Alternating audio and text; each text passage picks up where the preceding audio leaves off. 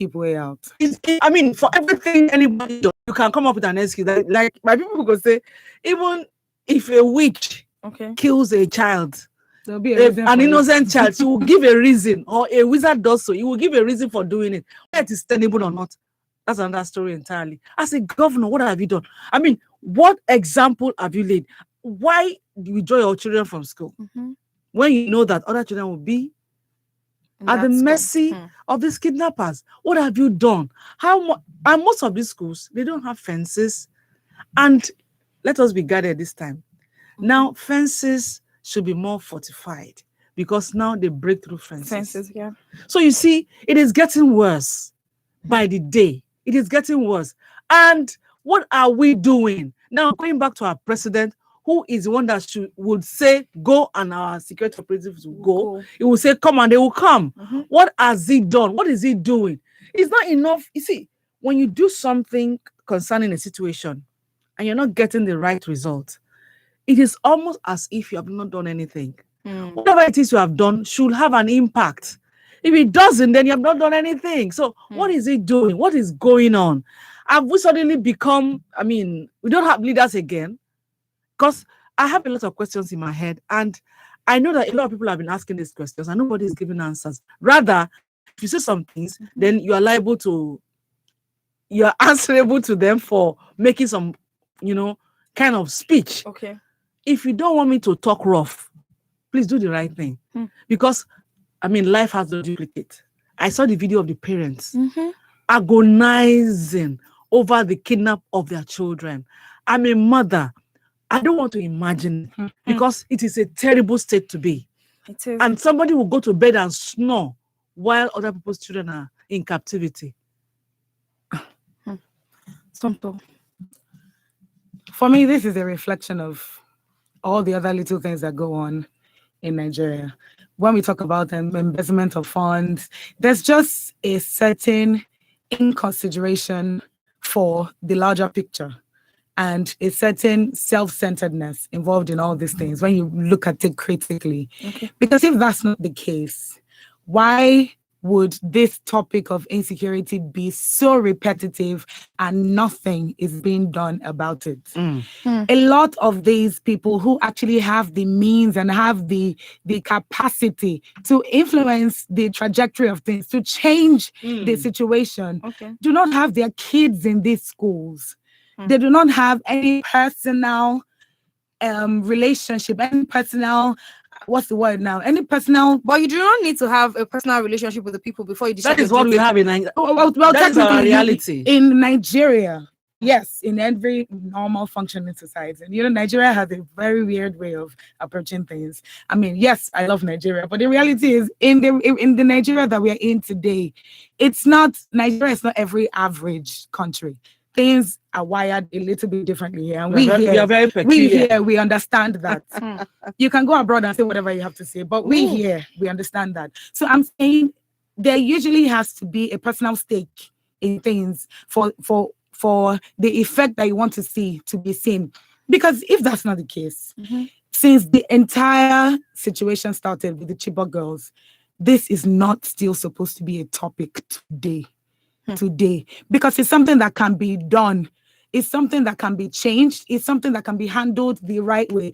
We have security agencies. We have DSS. We have all these other people. We have all these police force. I mean, we saw the amount of manpower and infrastructure that the police had during the protest. Where's all that? What's happening?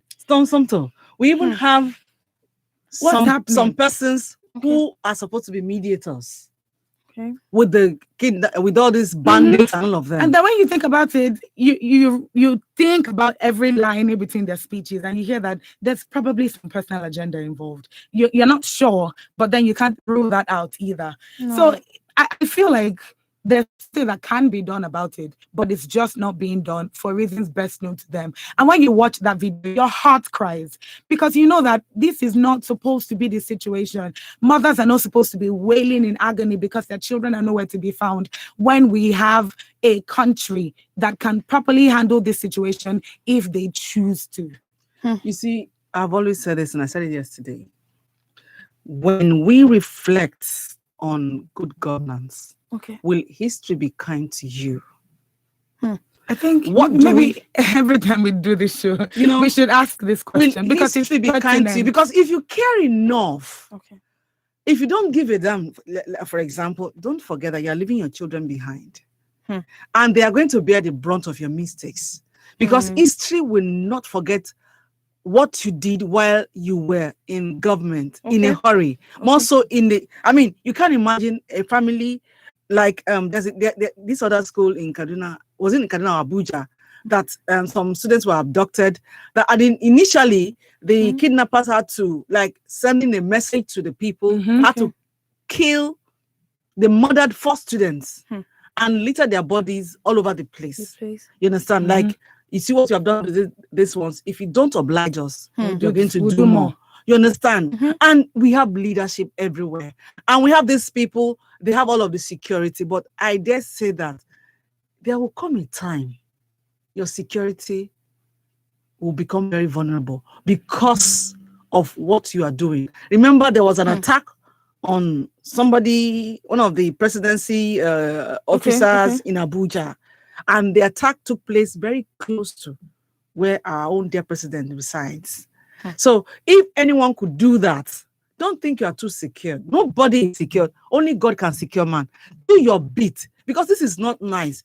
Leadership is a touchstone. You understand? Of integrity. If you cannot, do the right thing, how competent are you? If you're not competent enough to do this thing, I mean, there is nothing wrong with saying, I am overwhelmed. History will remember you for saying that, at least you were honest enough, truthful about it. Not about, at the time, Governor Erifai put his children in public school, and it became like a big deal. He's one governor, and we made so much things about it. He's one governor that all the other governors the children are screaming about and everything. And now there's a small problem. You withdrew them. Now there's a larger problem. You're not doing anything. The only thing you can say is that you don't. But by law, nobody should subscribe to negotiation with bandits and all of that. But in the bid of being desperate to get your loved one back. And then when you say no ransom, what's the alternative action taken? That is it. What's the alternative? Because that alternate action is the solution. To this. You cannot. Don't take away something and not replace it with something that combats that leave situation. a lacuna. They are peeled off on this lacuna and they're not doing anything about it. At this point, what do you think the government should do to safeguard schools? Because the recent attacks on school children, these are children, and you don't know what goes on in their minds. Even though, hopefully, the children will be released safely, but that trauma in their head, the child will be walking around eggshells around people because you don't know who this person around you is. You don't know if I'm going to be abducted the next minute. You can't see how safe you are again. Esther, for me, I'm not telling anybody. I'm telling myself here. If I get picking for Kaduna State, where everywhere is so volatile, I go withdraw my pick because it is better to do that than to become a wailing mama. Crying all over the place, and you're not sure of the right intervention from the government. And then they're now facing the problem. You see, we are human beings, and this is human nature. If even as a little baby, if this child does something wrong, and you look the other way, and this child continues to do this wrong thing, and you don't say anything, the child sees it as the right thing to do. Yeah, it's normal. So when we started having these issues of kidnappers demanding for ransom, and all of what did we do? Rather, some persons were coming out as a spokesperson of these people and saying that it is because of the nature of the country, the economy, who economy no hit. Everybody are going through their own share of the nasty nature of our economy. So that is not an excuse. And then again, when you hear people, these kidnappers, they read dailies, they listen to news, they go to the social media to know what is going on. So when they hear people, canvassing for their for the government to understand with them and everything, I mean, you don't feel remorse within you. Inside of you, There's no okay. remorseful feeling within you because you feel okay. It's right. See, somebody is in support of It's what I'm being doing, encouraged. and they understand. They have reason. I mean, they're even giving us reasons for doing this thing. Then it suddenly it has become a lucrative business. Okay. So how do we tone it down? If we don't punish those who are erring, we can't tone anything down because this government, they keep giving excuses. When we're having issues with, when we're talking about Borno and Chibok girls, I suggest us let's have mergers. Okay. If you cannot provide security for all of the schools at the Schools. same time, for now, let it be an interim solution. Let's have mergers of these schools so that at least we can concentrate security In one school. Exactly. Okay. At least so secure the children. But you know, we keep doing things our own way, thinking. Now, let me pause it there. We have a call. Hello, good afternoon. Oh, do you have to call us back on 07000 or 090-256-254-55. Hello, good afternoon. Good afternoon, Esther. Good afternoon, Mr. Ambrose. Welcome to Panorama. Educationists and the entire Panorama family, I greet you. Good afternoon, Ambrose. Yes. Sometimes I begin to wonder how we got here. Because I remember when we were young, at least where I schooled was a boarding house in the old quarters now in Kogi. There was nothing like protection. And then we sleep. Even most of our dormitories had no doors. And I remember those days, Unimed and Kutman Danfodio universities were some of the universities that most Southerners went to. Okay. We were living like brothers and sisters. There was nothing like a Muslim, a Christian. People were allowed to practice their faith. But today now, I don't know where we got it wrong. And I want to dare to say that the religious bodies did not help matters at all. Okay, how do you mean? Because the knack for money these days now, all of these things now is money. Yeah, you see the way that we have left morals. You remember those days when you want to buy something? I remember my father and my mother when they go to all these bushes, they don't see the people, they buy something, they drop the money there and they go. But today now, I am telling you, all these things is money. You heard that the governor of Kano, they said a task force member, the chairman wanted to probe his family, and then they had to remove him in Kano State. This one is not. Mr. Ambrose, you have 60 seconds left, and it's counting down. So that one is there, and then you also discover that these politicians, they just want to acquire so much. And some of these people are being sponsored by politicians.